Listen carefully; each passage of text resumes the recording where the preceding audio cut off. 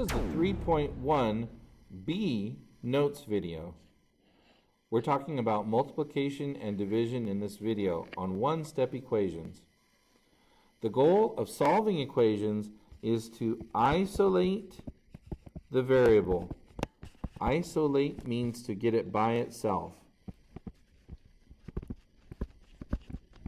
To do this, you need to isolate the variable using inverse operations. What are inverse operations? The word inverse basically means, in our case, opposite. And we all know what the opposite of adding is: subtracting. We all know the opposite of multiplying is dividing.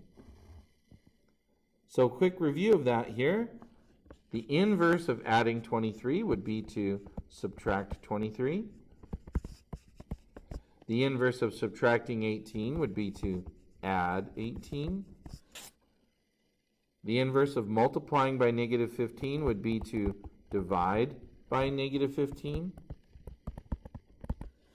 And the inverse of dividing by 8 would be to multiply by 8. Let's look at our first example. We're going to solve 8x equals 56. The inverse operation of 8 times a number is to divide by the same number. So underneath here, we're going to divide both sides by 8. Then we either get a calculator or we think about it. 56 divided by 8 is 7. Look at example 2. So here's the variable on top. It's being divided by 5. How do we undo divide by 5? We multiply by 5. And we're going to do that to both sides of the equation. The reason we do that is these 5s reduce away to be 1s. And then on the right side, 12 times 5 is 60, and that's the answer. Now you can check to see if your answer was actually correct by substituting back into the original answer, the original equation. Put our 7 back in here. Is 8 times 7 56? You betcha it is. A divided by 5. We found out that A was 60. Is 60 divided by 5 equal to 12? You bet it is. And we can verify that with a calculator if needed. Now, for fractions, what we do to make an inverse is something called a reciprocal. It's a fancy word here, multiplicative inverse. That just means what undoes multiplying. With fractions, all you got to do is flip the fraction upside down. So the inverse of 1/3 would be 3 over 1. The inverse of 5 over 7 would be 7 over 5. The inverse of 2 over 5 would be 5 over 2. If you multiply each of these together, you will always get 1. 1/3 times 3 is 1. 5/7 times 7/5 is 1. 2/5 times 5 over 2 is 1. So we're going to use multiplicative inverses to solve equations. 3/5 t equals 6. The coefficient, or the number in front of t, is 3/5, and the reciprocal of that is, that means flip it, 5/3.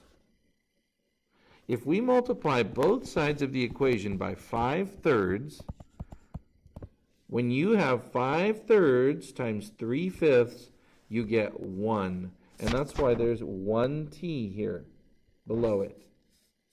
So these two together created an invisible 1 out in front of the letter. On the right side of the equation, we're just going to simplify. We can either simplify it at the beginning. There's a 6 and a 3. They will reduce. Or, remember 6 is 6 over 1. We could do 6 times 5 is 30. 30 divided by 3 is 10. Actually, let's go ahead and write that as a middle step.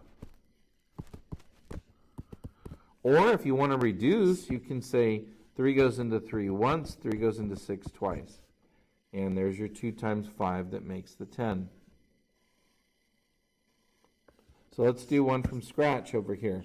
2 sevenths t equals 8. We're going to get rid of 2 sevenths by the reciprocal, 7 over 2. We're going to multiply them. But again, you can't just do that to one side of the equation. You got to do it to the other side of the equation. 7 over 2. 8 is 8 over 1. Now remember, all this stuff right here simplifies to the number 1. That's 1t. Okay, we can reduce ahead of time or multiply. If we multiplied, that would be 8 times 7 is 56. 1 times 2 is 2. But some people think it's easier to reduce ahead of time. They'll say 2 goes into 2 once, 2 goes into 8 4 times. 4 times 7 is 28, and that's what 56 divided by 2 is. It is 28. Now, I'm going to show you a slightly different way to do some of these problems over here. What we could do is we could just multiply by the denominator first. Multiply by 5 on both sides. This is called fraction busters. 4t will be equal to 40. Then you can reduce by 4, dividing by 4, so t is 10. So what we've done to the reciprocal is we've just broken it up into 2 separate steps. So as we go through these, we'll try to figure out which one is easier for us. Do we want to multiply by the reciprocal, or do we want to do the fraction buster method? Let's practice. Pause the video right now and practice these questions. Okay, now that we're back, we're going to multiply by the reciprocal of 1 over 7, which is basically just 7, both sides. Okay, 7 reduced will be just t. 3 times 7 is 21. So you can see on the next one, 1/9 t equals 6. The fraction buster would just say multiply by 9. And that is the reciprocal of 1/9. So we just have t, but not just on the left side. You've got to multiply it on the right. 6 times 9 is 54. Okay, to the right, let's do fraction busters. We'll multiply by 5 only. And that will reduce the 5. So 3t equals 30. And then divide by 3. If you were able to do these using the reciprocal, that's great. Fantastic. If you struggled, you may want to do it the fraction buster method. This one has the t on the right side. We need to do the reciprocal not of 2/3, but of 3/10. Let's multiply both sides by 10.